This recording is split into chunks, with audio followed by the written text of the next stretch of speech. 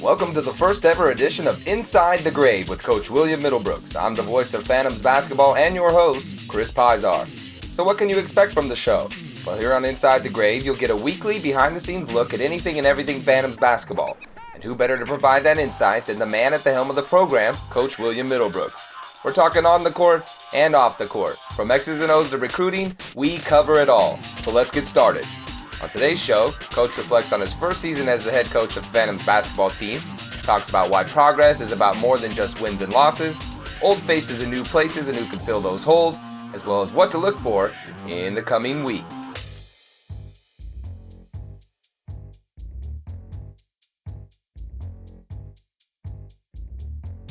I think last year was a very good foundational year. They had won 13 games over the previous 2 years. We were able to win 15 games. So I think on the court, we made some strides. We found out there were some kids that probably were a little bit better than people thought they were. We were able to do a lot of development work with them. So all in all, I think we had a good run. We went to the Elite Eight and playoffs, whereas they had either not made the playoffs or been knocked out in the first round the previous years. We lost to St. John Bosco, who was nationally ranked.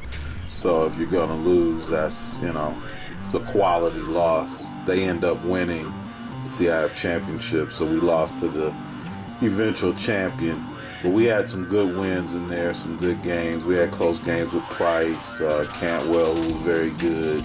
I think our losses were respectable. We lost to Redondo Union, who also was CIF champion and state champion. So even if you look at the quality of our schedule, we had 3 teams that went to the CIF championship game that we played last year. So 3 of those losses are to eventual CIF champions. So I think we laid a good foundation last year. Academically, I was pleased because when we came in, we only had 1 kid on the honor roll. We now have 9 kids on the honor roll. So I think we've made some good progress in terms of what we want to see done academically, and just the program I think is headed in the right direction.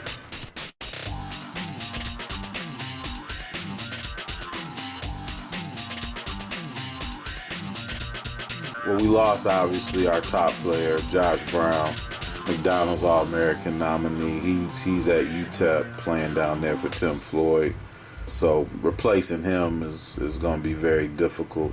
We also lost, in terms of our seniors, Rob White, who played really significant minutes. We lost Nico Troplant, who was second team All-CIF and first team All-League. So those are guys that were real instrumental in what we did last year.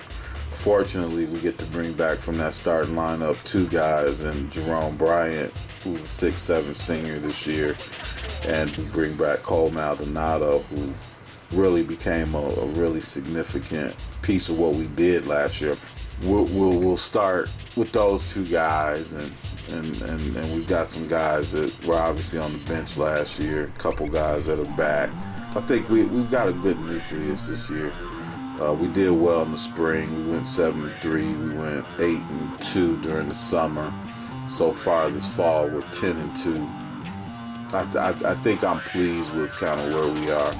But a lot will have to do with how Jerome plays. Obviously, Lucas Seward, who was a freshman last year, he's back. He's a 6'11" kid. That's pretty important to what we're doing now. He'll give us some good minutes. We got a big-time freshman in Samad Shepard who's here now. And he's going to be instrumental over the next 4 years in terms of what we're doing. So I think we got some guys that make sense for where we're headed, and we just got to see where everything goes.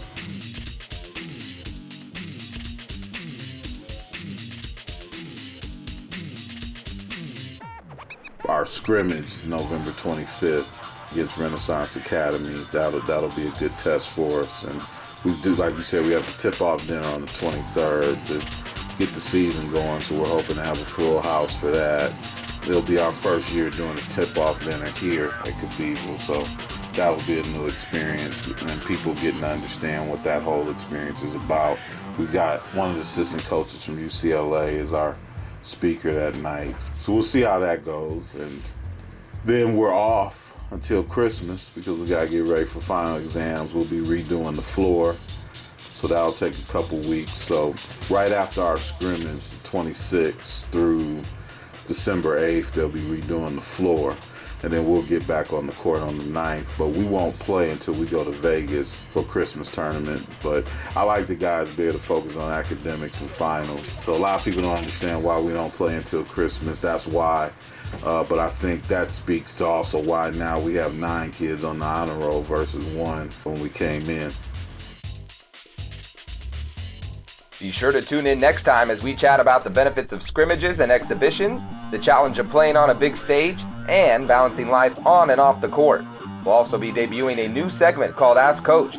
All you need to do to join in the fun is follow us on Facebook at facebook.com/Cathedral Basketball and or Twitter at CHS_Phantoms. Send those Phantom questions in and let us do the rest.